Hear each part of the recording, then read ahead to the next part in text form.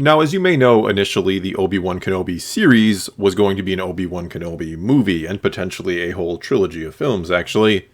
But then the solo film ended up being a relative flop at the box office. The Disney Plus streaming service came along, and everything changed, including the writer behind it all. Instead of Stuart Beattie, who wrote the initial script, Joey Harold was brought in to create an entire series.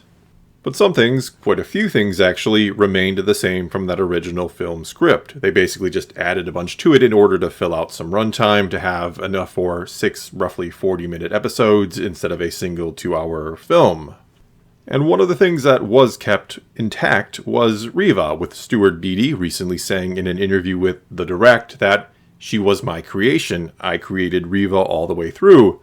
However, his thinking behind and ideas for the character were a bit different from what we actually ended up with, likely because Disney and or Lucasfilm had or have more plans for the character than Beattie initially did. Anyway, digging into this interview a little deeper, and in regards to Reva knowing who Darth Vader truly was, as we find out she does in the series, Beattie had this to say on all that. Yeah, except the only little difference in mine was she didn't know Darth Vader was Anakin, because I was like, how'd she know that? All she saw was Anakin as Anakin because he hadn't changed in the suit yet, right? So Anakin killed her friends, put the scar on her, almost killed her, left her for dead basically. So in her mind, the Jedi Council were the biggest villains in the galaxy. She believed the lies that they were plotting a coup to overtake and get power and all that. But they were stopped by the clones. So she believed that's why she's hunting Jedi, because she believed the Jedi are the worst, basically. And first of all here, it's worth mentioning that the series technically never does answer how exactly Reva knows or figures out that Vader and Anakin are indeed one and the same. There's nothing in any of her flashbacks that we see which shows her learning this, or how she could have even learned it. One theory that I suppose would have or could have made sense was that some way, somehow, she sees that same recording Obi-Wan did in Revenge of the Sith, the one where Palpatine calls Anakin Lord Vader. Or I suppose she could have seen the actual transmission itself, that she could have seen Anakin talking with Palpatine and heard the name Darth Vader, and then years later she comes to work for the Sith, and, well, it's the same name, right? But as far as we know, she simply hid under the bodies of her friends, and that was all she did until they were gone, which means we have no way of knowing how she put it all together. It's just one of those things we're not supposed to think too hard about, I guess. As for Beattie's idea that Reva believes the lies told about the Jedi after the fact, that the Council was trying to take over and the clones were then used to essentially put them down, well, it does kind of make sense. I'm not sure that explains why they had to slaughter literally every single child in the temple who had no part of the Council's plans. I don't know that makes any logical sense when you really stop and think about it if you're Reva. But when you're a kid in that situation, or who lived through it and suffered because of it, and just want to be able to make some kind of sense of your life being destroyed, as well as finding the ones responsible, you are likely to latch onto and believe whatever someone is going to tell you, never really questioning it. You'll believe it is all the fault of the Jedi Council if that's what you're told. Going back now to the interview, Beattie also had this to say. Because I figured, how would she know that this thing in a mechanical suit that everyone calls Darth Vader is the guy who killed her or tried to kill her? So it was Obi-Wan kind of letting her in on that secret and that revelation that makes her kind of go, oh my god, I've been on the wrong side this whole time. And so she goes and basically saved Kenobi by sacrificing herself, telling Vader, I killed Kenobi, and then Vader killed her, with her knowing that Vader would kill her. So that kind of completed her arc. So just a little bit different that she was, yeah, absolutely the Inquisitor hunting Kenobi all the way through, and driven by her own personal demons. And this was basically the leak or rumor before the series started that I had heard in regards to the ending, that Reva was going to go to Tatooine to try and kill Luke. Obi-Wan would essentially talk her down and convince her to, I guess, come back to the light side. And then she'd go tell Vader that she had killed Kenobi, and he'd be so mad that she had killed him that he, Vader, would then kill her, Reva. Or that he wouldn't believe her because he, again, Vader, had just fought Kenobi and he couldn't kill him, so he wouldn't believe her, and then he would just kill her for lying to him, or something like that. And one way or another, especially in the context of the series we actually got, I don't know that that would have made any sense whatsoever, and that's why a lot of people were fearing that if these rumors are true, the Kenobi series is going to be a disaster. Which also makes me wonder if there were other differences we don't know about. I mean, almost certainly there were, between what the movie would have been and what the show ended up being. Because if I'm Obi-Wan Kenobi, the last thing I'm ever allowing to happen would be letting Reva knowing about Luke and where I'm hiding. I would never let her go back to Vader, even if it's essentially to sacrifice herself in order to protect his whereabouts or my whereabouts, because I really don't think that's going to work that way. I don't think Vader is going to believe her. I think he's essentially just going to torture her. Because I honestly don't think he's going to get so irrationally mad that he just kills her. He's going to want to know every single thing that she knows about Kenobi and why she is even making this claim in the first place that she has killed him.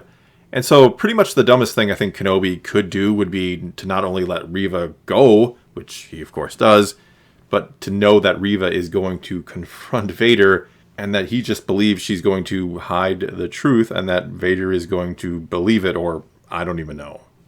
Also, if Kenobi did go along with this plan to let Reva go to confront Vader, why would he stay on Tatooine and risk anything going wrong? Why would he let Luke stay on Tatooine and risk Vader just finding everything out and coming and finding Luke? And, well, we all know how bad that would be. I mean, as is, I'm not sure why they're all staying on Tatooine at this point. Because, yes, Reva does seem to have had a change of heart, but she still knows everything and could, in theory, have a change of heart back the other way, or could end up being captured by the Empire or Vader at some point and to talk about everything she knows. And so at the end of the series, when Obi-Wan goes to Alderaan to return Leia's droid and to basically say goodbye to her, I see absolutely no reason why Obi-Wan doesn't say to Bail Organa, hey, so I just saved your daughter and all, so maybe you kind of owe me one?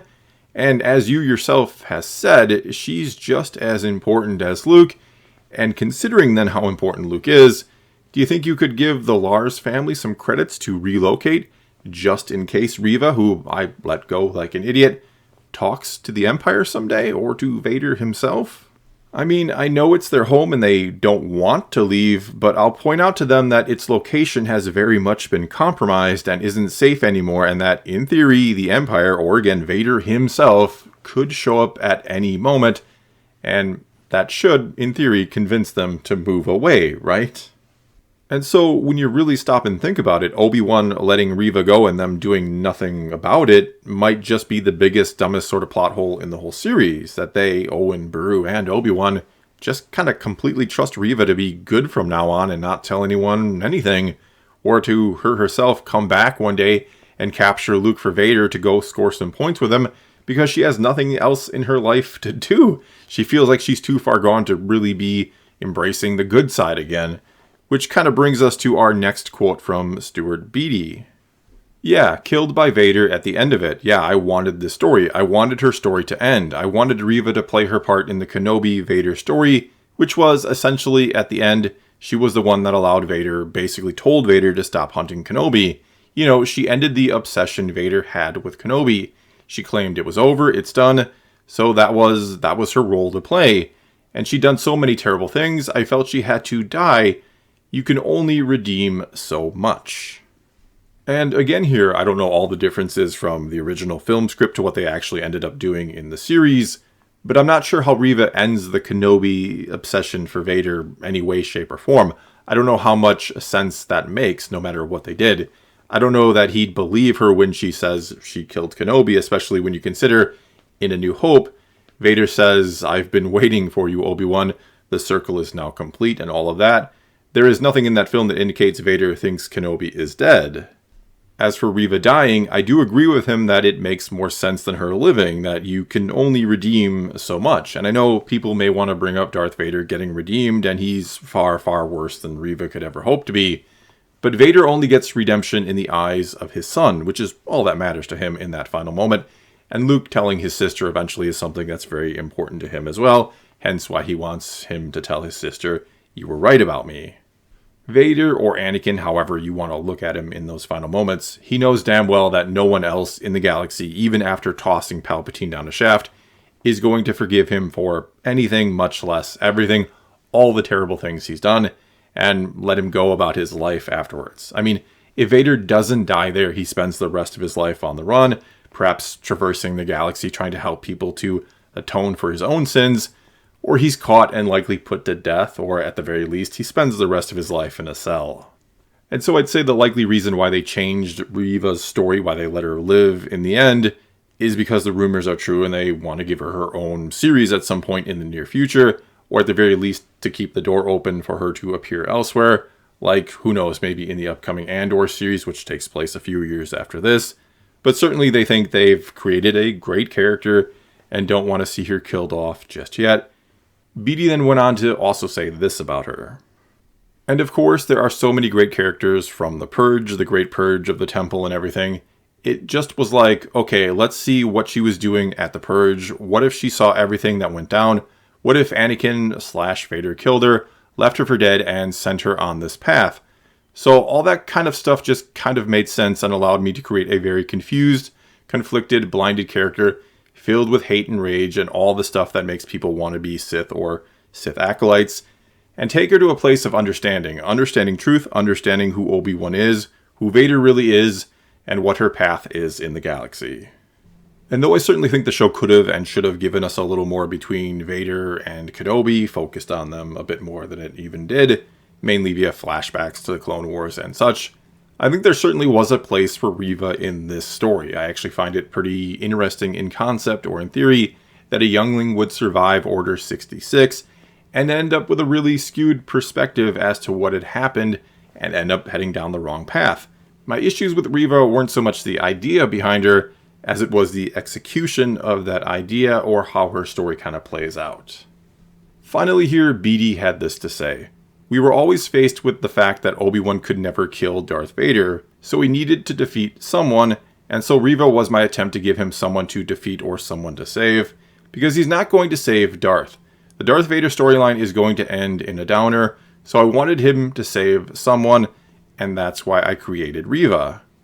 And again, I don't really have a problem with this idea in concept, that there would be someone sort of stuck between Obi-Wan and Anakin, or who was caught in something because of their actions, or that Obi-Wan had to save someone who was wronged by Anakin or Vader, and that through that, he would find some sort of inner peace, that he couldn't save Anakin and would have to come to accept that, but he had saved someone he had hurt. Problem is, that doesn't happen. Obi-Wan doesn't save Reva. He actually kind of does the opposite. In the 5th episode, he basically uses her to escape, makes it sound like he's going to lure Vader out or distract him, and then they'll take him together. But instead, Kenobi flees and leaves her for dead, which I thought, after Reva sees the message and goes to Tatooine to kill Luke, that she was doing it to get back at Kenobi, thinking whoever this child that Bale mentioned was somehow going to turn out to be the son of Obi-Wan, not Anakin. But somehow she seemed to think or know it was Vader's child, and it was still all about vengeance on him. Furthermore, Obi-Wan does nothing to save her, even after essentially tricking her in that previous episode. Reva saves herself. She realizes that it was wrong to kill Luke, that killing a child doesn't make up for other children being killed or somehow make it right, that two wrongs don't make a right, that she figures out all by herself. Again, Obi-Wan has nothing to do with her redemption, if you want to call it that. Which is or was the big problem for me when it comes to Reva, that she ends up feeling there just to tell an extra story instead of actually being a part of the main story, being somehow between Kenobi and Vader, like I was kind of saying before. You could take her out of the equation entirely and not all that much changes. In closing here, it sounds like the original idea for Reva was better. Her being upset at the council would explain hunting Kenobi, a former council member. But I'm still not sure it makes sense that she'd tell Vader that Kenobi was dead after the fact, that kind of ending would somehow work and make sense, that Vader would no longer be obsessed with Kenobi afterwards. There was the start of a good idea, in other words, but not one that was ever really fully realized. Well, that's all I've got for you this time. Now it's your turn to take to the comments below and tell me what you think. Does the original version of Reva and her story sound better, or not so much? Whatever you think, again, leave your comments below. Let's talk some Star Wars. And until next time, thanks for watching.